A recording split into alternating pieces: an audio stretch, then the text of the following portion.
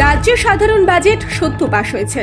লক্ষ্মীর ভান্ডার প্রকল্পে ভাতা বৃদ্ধি হয়েছে।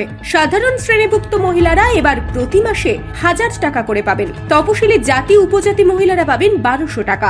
ভাতা বৃদ্ধিতে জেলায় জেলায় মহিলাদের মধ্যে উৎসবের মহল তৈরি হয়েছে। গোঘাটের মহিলারাও নানাভাবে খুশি প্রকাশ করেছেন।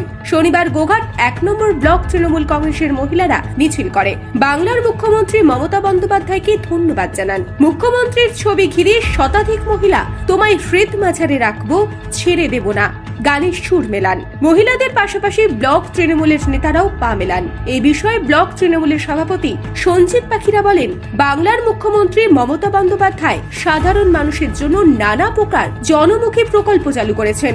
এবারের বাজেটে লক্ষ্মী ভান্ডার প্রকল্পে সাধারণ মহিলাদের 500 টাকা থেকে 1000 টাকা পাবেন। তপশিলি জাতি উপজাতি মহিলারা পাচ্ছিলেন 1000 টাকা করে। তাদের জন্য আরো 200 টাকা বাড়ানো হয়েছে। ভাতা বৃদ্ধিতে মহিলারা স্বভাবতই খুশি প্রকাশ করেছেন।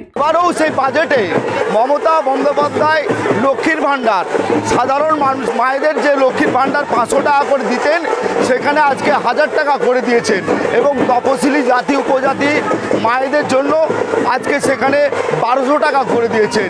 তাই আজকে গোঘাট 1 নম্বর ব্লক মহিলা তৃণমূল কংগ্রেসের পক্ষ থেকে তাদের যে উচ্ছ্বাস, মায়েদের লক্ষ্মীর ভান্ডারের যে উচ্ছ্বাস, আজকের এই মিছিলে তা সবাই একত্রিত হয়েছে। সকলে মিলে আজকে তারা আনন্দের মধ্য দিয়ে মমতা ব্যানার্জিকে স্বাগত জানাচ্ছে।